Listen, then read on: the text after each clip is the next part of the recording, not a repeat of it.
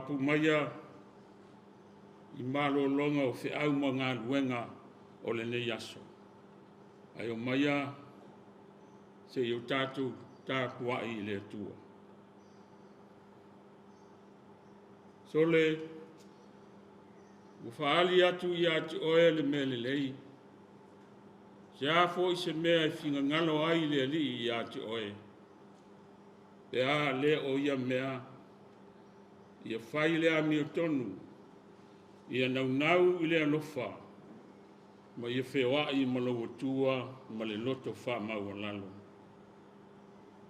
E tātou talo mo le nganga pa ia tātou ifo ma talo. O mapu mai lo watu noo I le whaatino ina o le aua unanga o le nei aso. O mātou o mai e saili atu se isi ma losi wha le nganga e ala I le tāpua inga o le aofo ina atu. Mātou mua I wala au le alofa o la wafio e ala I lo nganga. Ke soa soani mai le tāpua inga a whaia nei au loa tunu. Ina I whaia mea umai le mātou wha moe atu I la wafio. E li lingi mai a lo nganga I au tangata. Ina ia mātou tāpua I atu I le nganga ma le wha maoni. O le mātou mua I talo e ala atu le sua whapele o Yesu.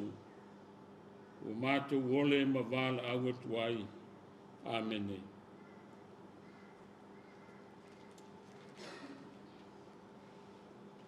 O le whaita wina o le tuspa ia.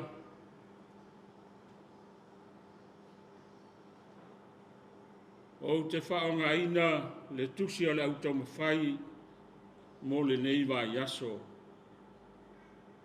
Tusi o le perfetta o mika o lona mta upu e ono. O te whaita wina mai le whai upu e ono. Se e whaangata mai le whai upu e walu. Whaafonga I Afionga pa ia lo tātou o tua. O te alu atu mania I luma o le ali. O te ifo atu mania I le atua maualunga. O te alu atu ea I ona lunga. Ma le taulanga mo matama I povi e tasi lo latu tausanga. E fia ea le ali I le afe o mamoe poa. O mano a lia o le suau. O te tuina atu ea la unu matua e sui ai lo sol tu la fono. O la ufanau to tino e sui ai le anga sala alo uanganga. Sole, ua faali atu I atu oe le mea le lei.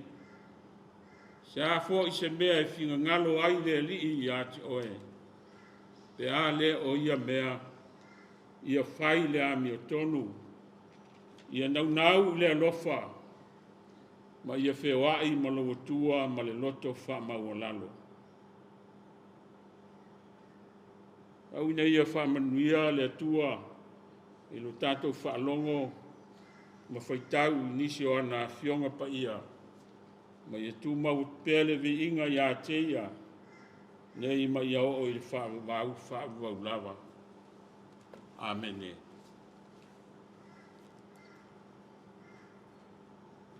O le launga I le suafa mamalu o le atua le tamā, le alo ma le nganga pa ia. O le amaua, se upo e taitaina ai tātou le nei Afiafi. Tusi sa whaitawina mai le whenga inga tuai. Tusi ale perfetta o mika, o lona mata upo e ono, ai au te whaonga ina ne whai upo e valu. E whai mata iala mo I tātou. Sole, whaali atu e ia te oe le me le lei. Se a fo I se mea e whinga ngalo ai le li I te oe. Pe a le o ia mea, ia whai le a mio tonu, ia nau le alofa, ma ia whewai ma lo atua ma le loto wha maua lalo. Manatu au tu e tusa ma le whaasinonga o le tusi ale au tau mawhai mo le neiva yaso. Ofo le ola mo le atua. ofo le ola mo le atua. O le tula I mai o le perfeta o Mika. Se I toe wha manatu lava I le Israelu. Le wha moe moe o le atua nā lai o na wala wina o ia. Le ngā ruenga mo li mau. Le tiute ma le tofi lea ua le whaatinoina. O le tula I mai la o le perfeta o Mika. A o le taimi fo I lea o le perfeta o Isaia.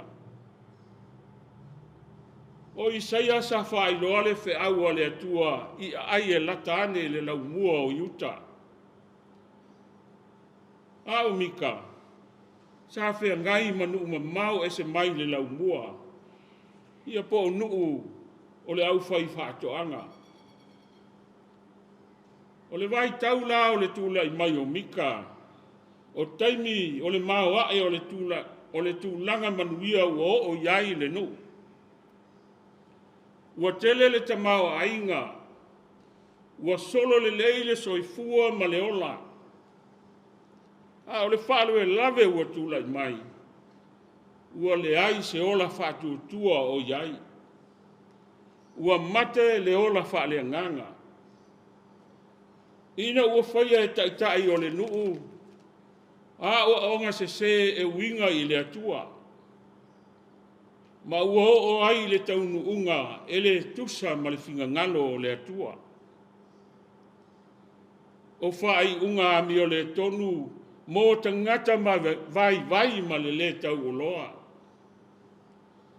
O le saua ina o tina ma tamaitai, ma whanau. O whai ngā pisinisi whaala atua, o ami o le tonu ua whaia I tangata ma titiva. Ai maise o le mawhai o na whao e le milionea, o le whanua e tasi o le tangata vai. E loa ina ua mawhai o na whaatau e le mau oa, le whai unga le whaamasinonga.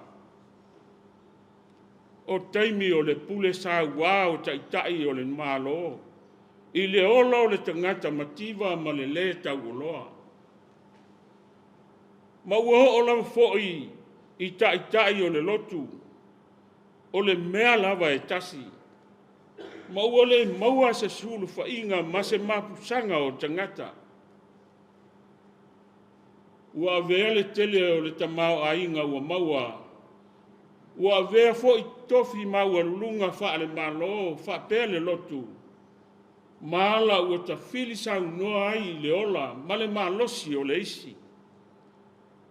Ua le iloa le tua oi. Ua ngalo le vā whea loai o le tangata I le isi tangata. Ai maise o le vā tapuia ma le atua. Ai sea. Ua whata ua le manatu whapito. Ua manu malo le mata pepea. Ai maise. Tu ina naunga o le tino. Ua ngalo ai le alofa I le uso ma le tangata pupua ngatia. O le ata manina o le o langa whaingata o lo o iai le nuu o le atua. O le ngā luenga lea na awina mai iai le perfeta e ti mai ma la patai le nuu ina ia toi fo'i I le atua. E manatu, aina whaapea nisi oi a toi fo'i le mea ti ngā inai. O lea ua manaia le o langa ua sa whai ai. O la ngona ma manatu e tutupu pea. Ai peitai, e le mawhai e ia mea o ne tinia le tāua o le wheau o le perfeta. E pei o na au ina mai ai e le atua. Fo'i e whai le ngā luenga. Ofo le ola e whaatino ma whaatau nuu ai le wala uina. E pei o na iai le amatanga. Lea wala ngona le uleo. Le tu umusu e fōlinga mai. Ua iai le suinga I manatu malangona o tangata. A lea ua fesili. E ala mai le perfeta. O te alu atu ea mania ai luma o le alii. O te ifo atu mania i le atua maualunga. O te alu atu ea i ona luma mataulanga mū, matamai povi e tasi lo lātou tausanga. E fia ea le alii le afe o povi poa, ma le mano alia o tafe ai le suasusu. O te tuina atu ea la ulu matua, e sui ai le tolitu la fono alo wanganga. O le fesili fia i loa le tangata ua le mautonu. O le tuu mumusu o le tangata ua le loa po le a le mea o le a fai. A wā fo i ua popole ma ua atu vale. Ai sea. Ai ale ngā luenga na tuu a ao i ai e le atua ua le whaatino ina. O le manatu o Iuta e mawhai lava e a la taulanga o na whaamangalo ina a la tau angasala. O le ale tali mai e le atua i le fisili a Iuta e ala atu i le perfeta o Mika. O le whai upu ua whai mamatua mo i tātou i le nei Afiafi. Sole, ua whaali atu e ia i atu oe le mele lei. Se a fo i se mea e whinga ngalo ai le li i atu oe. Pe a le o ia mea, ia whai le ami o tonu. Ia nau le lofa, ma ia whewai ma lou atua ma le loto wha maua lalo. O a mea le leina whaali e le atua ia Israel. Wana o whaae mai i ate oe ai le nuu o ai kupito, ma o whaola i ate oe ai mea e sa e nofo polonga ai. Sa tu ina i ai le atua, taitai e pei o Mose, o Arona ma Miriama. E taitai lo na nuu mai ai kupito. Sa la vea i Israelu e le atua, mai a pa lako le tupo o Moapi. Le anga le leio le atua e a fua i se tima e o i kirikala. Po ua ngalo e a i a Iuta le anga le leio le atua. Ina ua pupua ngatia. A o le nei ua lato whaia o a mio le anga ua pupua ngatia ai nisi. Ai maise o e maua la lalo ma le tau o loa. Se a se mea e whinga ngalo ai, le alii i a Iuta. O whaamatalaina le whinga ngalo o le alii mo Iuta, ina ia sa ili e Iuta le a mio lo mana o mia e le atua, ina ia lātou whaia. O lona winga ua whetalai le atua, e le o le tele o taulanga, o tamao a inga e ofo ina atu, po o se isi lava mea e ofo ina atu i le atua, a o le amio. O le amio i esuia, i e salamo ma foi le atua e whaatino le vala uina, sa moa e le atu nuu pele i le anganga, ma le au whaafufonga i le nei Afiafi, o le whiau o le tala le lei, ua wha manatu mai mo i tātou uma, o tima inga ma lapata inga, ua wha manatu mai mo le tātou wola vala wina. Ia tau sisi e whaia le wha masinonga tonu, tātou te mana o mia umalava le wha masinonga tonu. A whai ua whaia e se tasi, se mea leanga ia i tātou, e vave lava, le langona o le fia tau i masui. A o lea ua o mailo tātou wali i whaola, ina ia aua le tau iatu le leanga i le leanga. A ia suia le leanga i le lelei, a ia lofa atu i le lua te tua oi, ia pei o oe lava i ati oe. Ia naunau i le alofa, e o whaatasi le whaamasino tonu, ma le alofa muti vale, fausia whaatasi ai le tali a le atua, i whainga le tonu o whaia i tangata. E ngā lulu e whaatasi foi le whaamasinonga tonu, ma le alofa mo le lei o tangata. a fai ua faali le alofa muti vale o le atua mo yuta ina ua le tau atu e tusa ma latou agasala ai seā o le a le mafai ai ona faali le alofa muti vale mo isi tagata ia feoaʻi ma le atua ma le loto faamaualalo o le loto maualalo e faigofie ona talia le musumusuga a le agaga paia o le loto maualalo tatou te savavali ai ma Iesu i aso uma o lenei soifuaga ia tutu mau i le tatalo ina ia maua le alofa tuno le atua e mafai ai ona tatou faia le figagalo o le atua a fai tatou te usi sta'i mafai lona figagalo ona tatou moli mau lea i le manuia ua fola mai e ala i le masia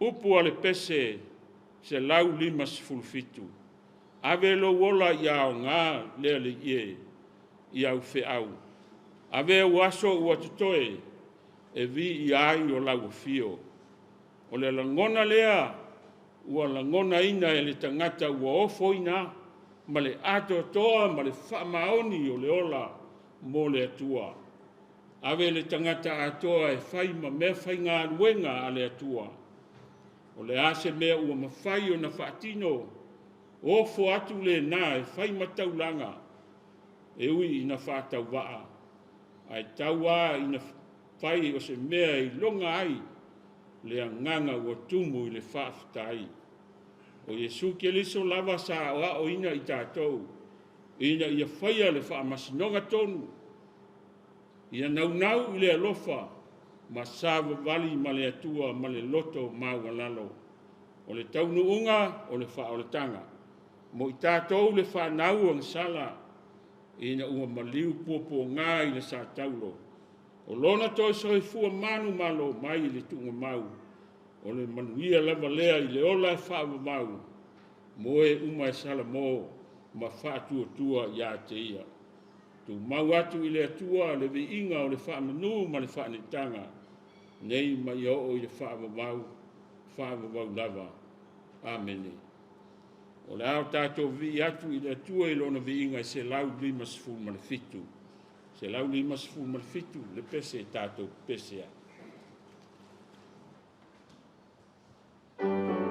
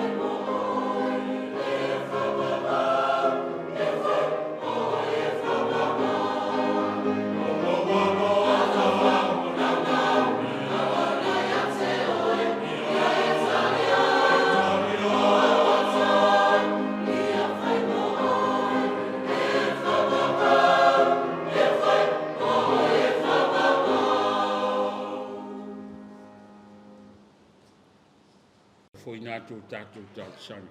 Talo le whaafitai, whātou senga, mō fō i nātu nisi o tātou i whonga talo i le atua. Matango fie na walo o lofa, mātou mōli mawina i le nei aso. Awala fo i wa e tā pena masaunia mo i mātou. Wa vea ala leo, o ala o whasota inga. Ne ua mātou whasota iai i atu nuu e mamau. Ua maua e mātou whasota inga i le tala le lei i lau fio ke riso. Ia lawa lau fio le tamā o le wha mamau, o le ali o le file mū. E oli foi o mātou loto e wha manu pea i lau fio. Pe alu le pō pa le ao atoa o mātou vii. E le mawhai o na mātou sula ina o lau alofa le ali ielo mātou tamai. Whaafitai o manuia si o mātou watunu. Mai lava i maunga o ao se ia pā ia maunga iti. Manuia le whai ngā malo ai maise le ali ia o taitai. E o lava i taitai o kālesia, tangata anu e o i ainga, o loo manuia i le anga le lei o lau fio. I lava i na mātou whalonga ina tala o le whāno noanga o le vala au pa ia lau fio. A o le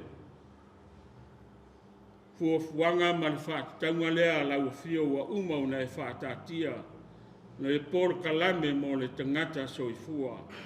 Ai whaafitai vāvenga wa e whaia mō no mātou wola. Mātou vāwa i atu le tele ma le ano noai o taua ma whewai vai inga. A o lo manuia lava o mātou watu no. Manuia no foanga o lo mātou no nofo mau ai. Whaafitai le alofa lea o lau fio o le ali ie. Le whainga malo watu dai mai. Le taita ia le whainga malo Samoa. O tangata ngā lue i matanga luenga, ai maise o au e kālesia kerusiano e le ngata o Samoa, a o i tu e fia o le lalulangi o atia e pēa lo whinga ngalo, whaafitai le ngā luenga mātango fie, o lo whaatino pēa e au au au i la tau waofo ina le soifua ma le ola, ina ia tā lai pēa le tala le lei, ina ia tō tele ni nganga mo lo malo e whaavau. Whaafitai au tuspa ia o mai. Tusi o le ola lo whaatonu whalaua i pea au tangata. I le amia tonu ma le whaatua tua ma le talitonu pea i lau fio. O mātou muli tai i au tūlanga au wa umauna e whasino mai mo i mātou. Whaafitai le ngā luenga lo wanganga e musu ia o tangata. Le ngata o tangata e ngā lue o tangata e fola lo whinga ngalo. Ia e maise o mātou tangata te tō tasi o lo e anga le lei pea le ali i e ala i lo o nganga. Wa whaatumu i nai mātou ina ia mātou mauti noa ma le loa e te le tu lafo ina lava i mātou lo mātou tamai. Whaafitai lo maliu ke riso, le lava na e maliu wha lava au le sa taulo tongi o laina ai le laulolangi o tangata angasala. Ma ua au fi ai masi o mātou watunu o Samoa. Wae le tonu, e le ami o tonu i mātou i au luma malau si le whanga. Tu mawatu le vi inga, ma le wha manu, le wha tanga, nei maso uma e o i le wha mamau. Mātou wha mau wa lalo i le nau fio le li e. E la ngona lava o Samoa o se atu nuu e se pea ma wha le tonu. Tai o malo, wha ululunga o kampani, ai maise o matanga luenga o e o ngā lue ma o foina le soifua ma le ola e tautua ina lou atu nou. Mātou te talitonu e whaia lava i le loa ma le poto wha le tangata ai ua ngalo lau lava fio ma lau taita inga. Wha ma ngalo le nonofo aio e kālesia kerusiano. Tele ina vā tau, tele ina sue masei.